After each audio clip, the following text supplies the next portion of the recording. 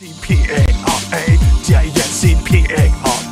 DISC2OO， 哥来 handle it to know， 分量的高会故意下，同样的闹已经太老套，自己爆牌的气，叫路径 key， 上了都高，你莫搞不卡，同样都搞嗨，你个路线也尬，同样都搞嗨，你个路不差，都故意多，快要把错，假如都酷，你个路不差。I still remember the first time my eyes met your eyes, you were sitting over here, I was standing over there, didn't know what to say, you didn't know what to do, girl you look so fine, I wanna get to know you. I'm the forgot, got my only go to shit side, only go to shit side, cause I don't want to go, you look on child.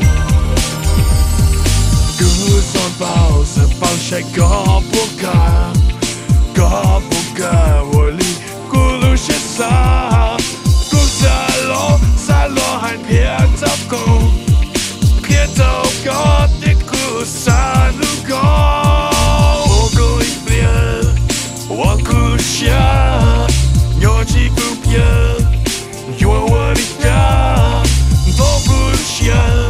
在海中过，你都有毒，不撒路边，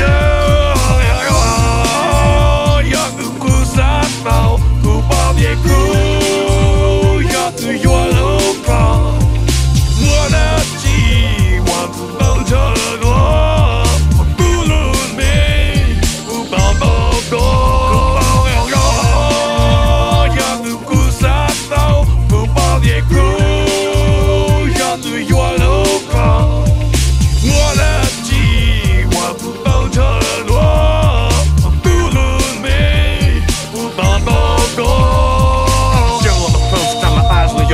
Sitting over here, I was standing over there, didn't know what to say, didn't know what to do. Girl, you look so fine, I wanna get to know you. 为了高，会故意下，同样的闹，已经太老套，不去爆牌的气，叫绿箭 key， 上了都高，令我搞不尬。可紧要对象可报告，